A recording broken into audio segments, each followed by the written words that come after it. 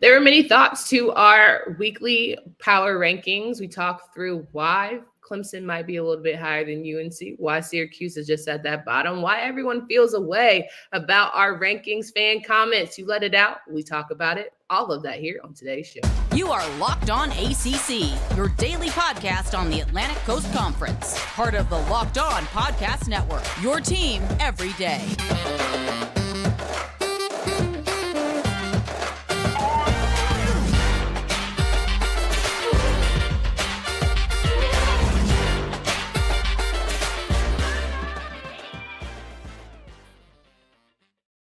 What's going on, everybody? Welcome to today's edition of Locked On ACC. I'm your host, Candace Cooper, joined by Kenton Gibbs of Locked On Wolfpack. Each and every day, you can find us wherever you listen to podcasts. Make sure you download, subscribe on our YouTube page as well. Today's episode is brought to you by Birddogs. Birddogs, if you go to birddogs.com/lockedoncollege or enter promo code LockedOnCollege for a free water bottle with any purchase, you won't want to take your bird dogs off. We promise you. So today's episode is brought to you by the conversations around fan comments. Each and every day we have comments. We have comments from the fans jumping into the YouTube page as we talk through week 3, power rankings, week after week. People feel away, but we make sure we get that locked in. So we've got a lot to go over in the feedback. We're just going to let it all out, let it lay bare, and of course, give you our instant reactions. Kenton, how you feeling? I feel great as always. I'm ready to get into it. There are so many interesting perspectives from our listeners and whatnot, and I definitely want to get into them because, boy, those power rankings sure did cause a hizzy. The girl sure did want to tussle after that. For sure. Let's start with this one out here. Sam Poole said, if these MFers still have Clemson over UNC, I just can't watch Locked On ACC anymore. Well, I hate to break it to you, but, Sam, sometimes it just bees like that. Now, for those who keep asking why Clemson is getting sort of a favoritism maybe over UNC based on who they've beat and the schedules and all the things, can you kindly explain why you feel like Clemson is still a cut above UNC barely?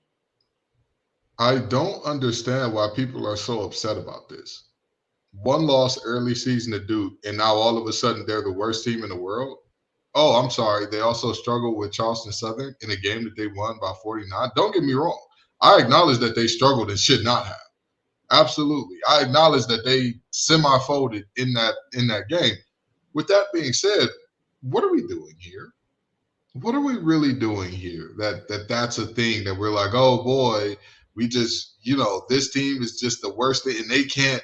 To have them in being seen as decent is just an abomination before sports. Like, what are we doing here? What are we doing? Knock it off.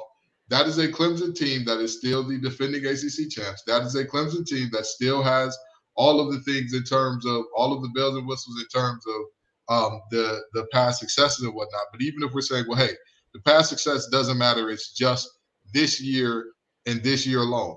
Well, that's fine, but that's why I always say I don't like to do these things up until week 4 because you see a lot by week 4. Guess what week we're in right now? Week 4. So we'll have this thing squared away for you. And guess what? If Clemson goes up against FSU and gets smacked around the yard, you think they're gonna hold in that top slot? In those that top third of the conference stanza? I'm gonna take a wild guess and say that no, they won't. So, one loss doesn't make them a terrible team. I just think that on top of that, you can't say, oh, well, we're a great team because what? Because you beat a South Carolina team that's looked horrible all year and their big victory was playing Georgia close? Okay. I mean, because what?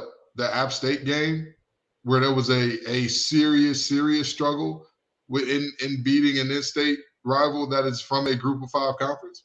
Okay, more power to you, I guess. I agree. I also think that while the Minnesota win probably is the best win for UNC so far this season, I still don't know that I feel confident in Drake May's play. I'm not saying, and I don't think they've beaten anyone as handily as Clemson has, despite of who the competition is. I'm just ready to see that extremely breakout game, and hopefully we'll see that this weekend when they play against Pitt, because we know that defense is going to give Drake everything that they've got. Now, beyond that, Jeff Scales, 6329, called us clowns. I said, your mama. He said, I didn't expect a much better response from a show with the two most ignorant hosts on the entire Locked On network. No hate, though. Even clowns have to work. Keep juggling. Damn, Jeff. I mean, I don't really know how to respond to that. There was no substance there for me to say like, oh, hey, hey, good for you. Glad you think we're clowns. More power to you. This is the most spotlight you're going to get all day today, Jeff. I do have really big feet. So like people did regularly refer to my shoes as clown shoes growing up. So, good job, Jeff. On the whole Locked On network, man, you listen to a lot of shows, bro. Like that, that's crazy. Yeah, hey, more power to him, That's a super fan there. He's not a sports fan. He's a Locked On fan. Absolutely agree. And so, good for you. 1,000%. Let's talk more through this Clemson conversation. Does Clemson from Chad Bracey, because I'm trying to get names right this week, LaRoyal. Does Clemson blow out FSU now that FSU can't run the ball and forgot how to play defense? Of course, I am an FSU fan, but last week gave a very uneasy feeling. They aren't who they aren't used to winning in the last decade and look like they will lay an egg at some point. Will this be in week 4, the biggest game of the week for the ACC, Clemson and FSU? Because either Clemson's dropping out of the top 5 or FSU is going to sit there and say, maybe they weren't who we thought they were. I mean, here's the thing. Do I think Clemson will blow out Florida State? I don't think they have that capacity. I don't think in any regard they have the capacity to blow them out of the water unless Norvell forgets how to call plays. With that being said, can Clemson win that game? Absolutely. Absolutely. And I know that everybody keeps saying, I have talked about this for a long time. Clemson has shown the game plan to beating them, and multiple teams have used it in terms of go max protect and air the ball out deep, trust their corners and safeties to piss down their leg at the moment of truth. That's been the recipe for the last 2 years or so. That's what teams have executed. And yet Duke beat them another way. Duke beat them by running the ball, taking care of the ball, and just smacking around Clemson's offense. So this is a Clemson team that has multiple holes, multiple different ways to lose this thing. However, Florida State went from Superman with the red tights on to all of a sudden looking extremely human against a Boston College team that is objectively god-awful. So the reality is very simple here. Can Clemson win this game? Absolutely. Mm-hmm. Absolutely. Both of these teams have to show up. Neither one can pencil in a W or an L here because both teams have to show up and compete for this thing. This isn't, this ain't your mama's Clemson Tigers. This is real deal. You have to go out there and give everything you've got every game or else. And you always say you got to beat the man to beat the man. And I think this has been a monkey on FSU's back for a good minute now. If there was ever a year to beat Clemson and really make your stake about being the number 1 team in the ACC, this is it for FSU. I don't know who more pressure is on, in terms of people are going to write off Clemson. 2 losses. You can count yourself out of college football playoffs, I suppose, all the things. But for Florida State, as he mentioned, being a team that doesn't necessarily know how to win, are they going to get a little overwhelmed in the moment, especially being shaky against a team like Boston College, a team that can barely beat Holy Cross? That's going to be dicey. Last time Florida State beat Clemson, Maze Runner was the number 1 movie in America. The first one, by the way. With that being said, this has been a monkey on their back. This has been something that has to happen. This has to happen. If Florida State wants to achieve the goals that they've expressly stated, expressly talked about during media days and all that, this has to happen. This isn't a question of, how can they get in without it? No, it's not going to happen. And then on Clemson's side of the barn, absolutely. This game is an eliminator. This is a playoff eliminator for them because we have never seen a team with 2 losses get into the playoff, and it will not happen while the playoff is 4 teams. Now, with the expanded playoff, sure, you could see a 2-loss team get in. But as it stands right now, this game would definitely be, all right, playoff hopes over. Hey, maybe you get a New Year's 6 bowl, try it. But this playoff deal is over. And the New Year's 6 conversation becomes very tough for Clemson if they lose this game, because now you're looking at starting off 0-2 in conference. Yep. Yeah. And you only get 9 of those. So, that's where do you go from there? It becomes the question. Yeah, let's talk through some other teams here. Virginia Tech certainly is in this conversation of just having sort of a shaky start to the season, but some people have had higher expectations for them. But first, Birddogs makes you feel good and makes you look even better. The way they fit is better than any regular shorts that are made of stiff, restricting cotton. Birddogs fix this issue by inventing cloud knit fabric that looks just like khaki but stretches so you get a way slimmer fit without having to sacrifice movement. Birddogs uses anti-stink sweat wicking fabric that keeps you cool and dry all day. All you got to do is go get a pair of Birddogs right now. Go to birddogs.com/LockedOnCollege or enter promo code LockedOnCollege at checkout for a free Birddog water bottle with your first order. That's birddogs.com/LockedOnCollege for a free water bottle at checkout. You won't want to take your Birddogs off. We promise you. Talking through fan comments today, we always appreciate when people stop by our show. And let's talk about Virginia Tech here. I am the one son said, I don't know why I went with Virginia Tech on y'all poll this week against Marshall. I just think they got to win.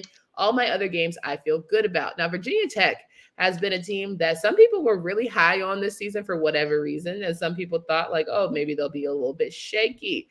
But apparently, Virginia Tech struggling more than somebody said, Robert Sanders.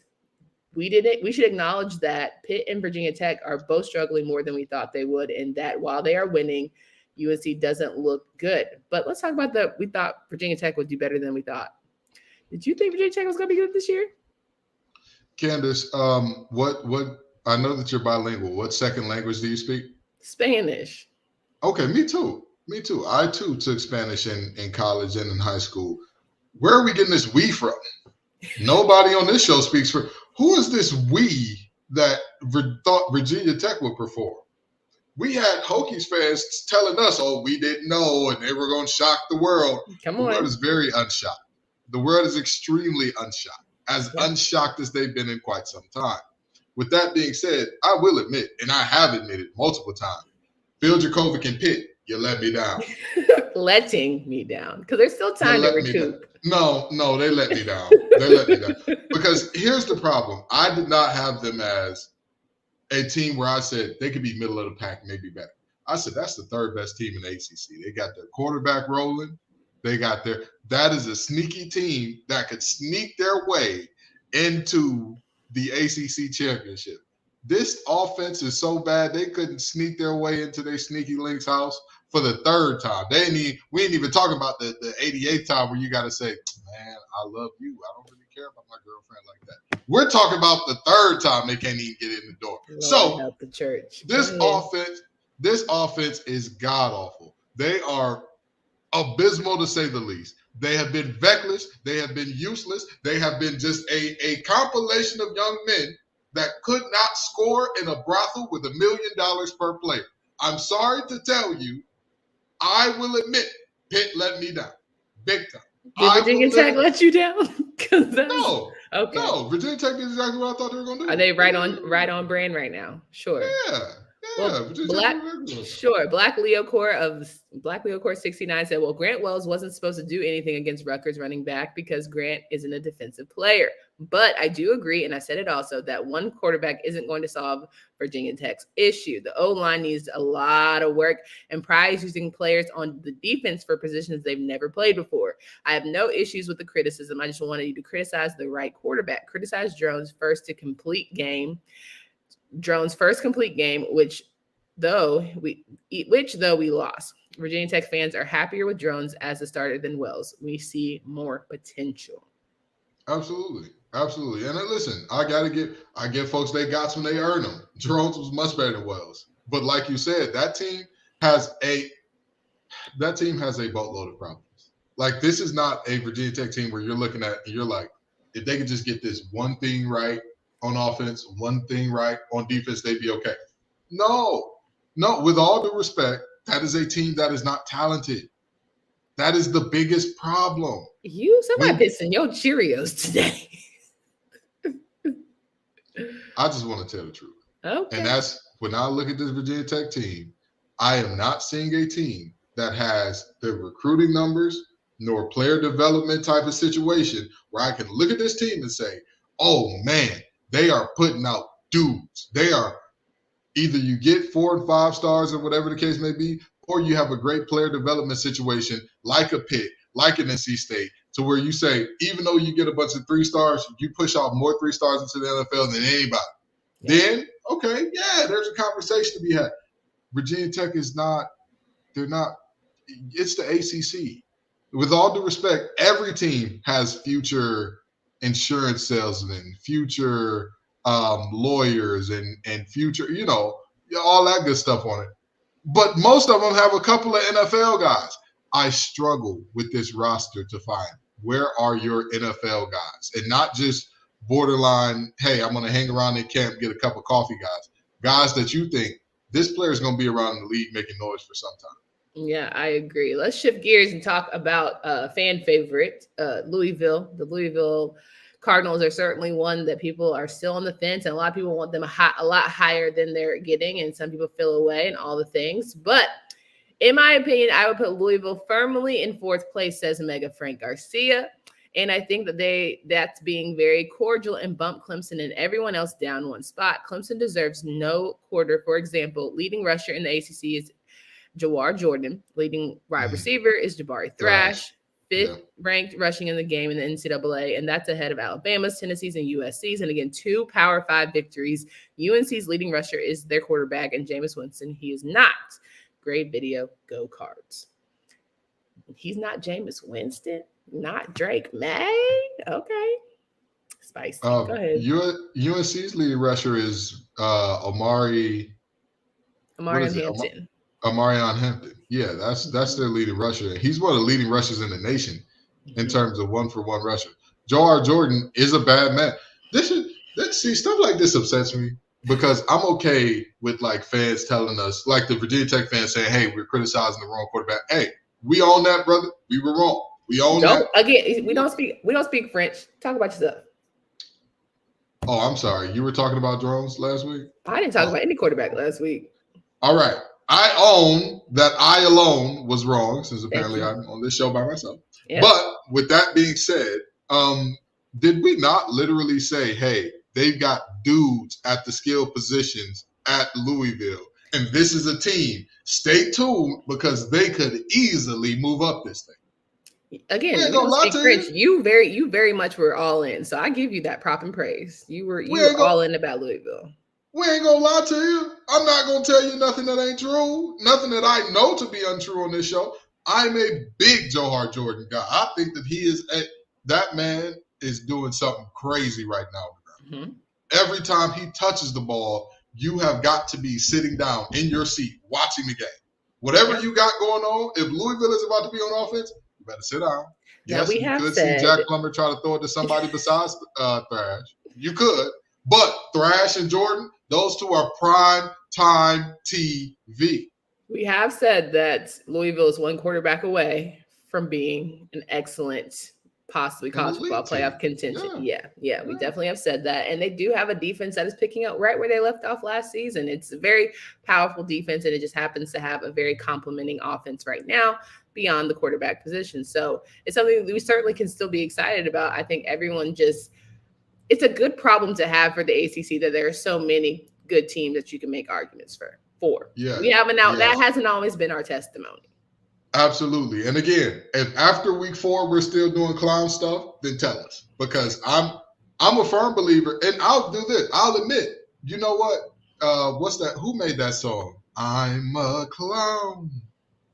I am a clown. Because I am, because I've always said I don't do rankings before week 4. But for the needs of the show, we do our power rankings because we have to. And the power rankings before week 4, you're guessing. You're taking a shot in the dark. You're reaching without knowing. You're going from having. Never mind. Let me not say that. Basically, you have no vision. All right, Stevie Wonder. Oh, help the church, Lord. All right, this is where we need to be. At the end of the day, we always talk through the Jase case that provides 5 life-saving antibiotics for emergency use. All it takes is Jase case to fill out simple online form, and in some cases, jump on a quick call with one of the board-certified physicians. Get ongoing care from physicians on any treatment related to questions doctor created, and more importantly than that, doctors use. So, doctor recommended. Don't be caught unprepared. Everyone should be empowered to take care of themselves and their loved ones during the unexpected. Jase handles everything from online evaluations to licensed pharmacy, medication delivery, and ongoing consultation and care. Please, right now, you can save more than $360 by getting these life-saving antibiotics with Jase Medical, plus an additional $20 off by using code LOCKEDON at checkout on jasemedical.com. That's JASE medical.com. We're talking to Kitten Gibbs. We're going through the weekly comments. And of course, we would be remiss if we didn't jump to Syracuse, who always feels like on our show that they don't get enough love. But Forever Orange Girl 44 tells us the Orange was solid against Purdue and had ridiculously high scores in their tune-up games while playing their depth chart, and yet they are still almost in your lower half. I get how they blew up their end of the season last year, but why are we counting against them this year so far? Seems you're also spotting Clemson additional credit based on last year. Why are they above UNC? Yeah, I mean, yes. When you are, I don't know how to say this. When you are doing early season predictions, you have to lean heavily on the last year. Let's just say, for example, or for kicks and giggles, that we completely take 1 year's results in a vacuum, right? Because I do agree that Syracuse has looked impressive every time. You know, I'm a Dino girl, so I really I would love to have them in the top 5, but I'm just going to be quiet. This is all I want to ask. Would you bet your house right now that Clemson beats Louisville? I'm sorry, that Syracuse beats Clemson. And mind you, Syracuse has always played Clemson well, and in a vacuum of their performances this year, Syracuse has not struggled against any of the non-FBS opponents they played. Clemson has. Syracuse does not have a loss on this season. Clemson does. But, ma'am, if somebody told you to bet your house on one of those teams, or the Martians have the death beam pointed at Earth, and you got to pick one of those teams, you're picking Syracuse. Over Clemson this season? This season, and you feel comfortable with that? And you feel comfortable with that? And so let me ask you, Candace, would you make that pick of Syracuse and you would feel comfortable with that? I might. I actually might, because what about Clemson has gotten you excited besides Will Shipley? That defense is supposed to be a powerhouse and dominant. You were so high on that defense, and they haven't given you as much as you expected. Carter and Trotter have let me down. They are in that Phil Jacovic category. What I don't know what under God's green earth those two are doing, but they've let me down severely. Tyler Davis, where you at? I'm gonna put out an APB on you. A bolo, whatever. I watched a lot of cop shows. We're gonna come up with some more terminology for a missing persons report to follow you. Because, brother, where are you? I'm waiting on you to show up. But with that being said, if you're telling me, and again, I'm not saying Syracuse cannot win that game, right? Like, I'm not saying, if that was it to be a game tomorrow. Well, why are you so high on Clemson pulling it off? What I'm saying is, would you feel comfortable given that? Because to me, that's why you roll the dice and play. That's why you roll the dice and play the game, Kitten. That's why you roll the dice and play. But see, here's the thing. You're also the same Kenton who said there's no chance in hell that Duke will upset Clemson. I did not say that.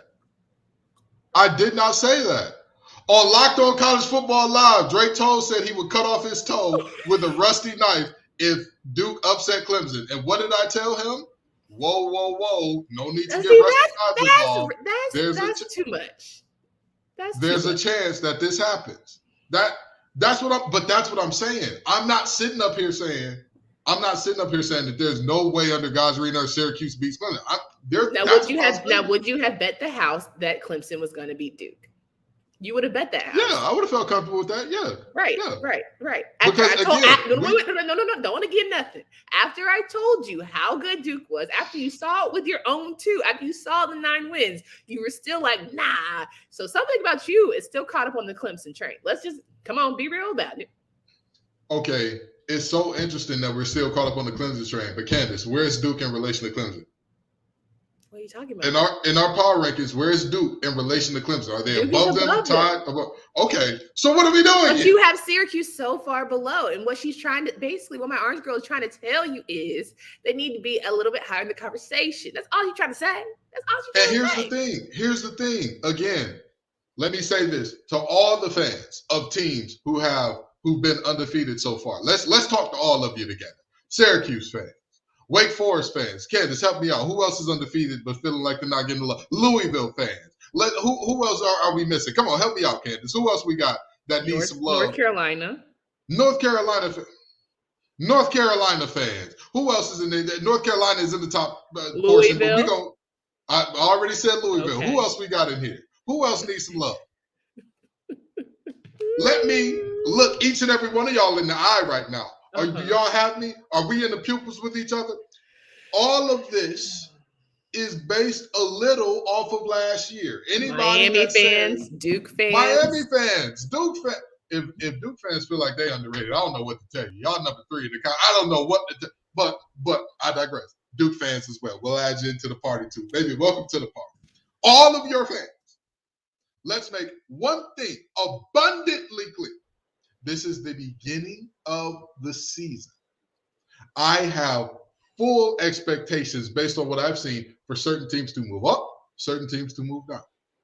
Until Pitt changes their quarterback. I'm expecting, in the words of Kurt Carr, we come to you with expectancy in our hearts, knowing that you won't deliver, Mr. Jacoby.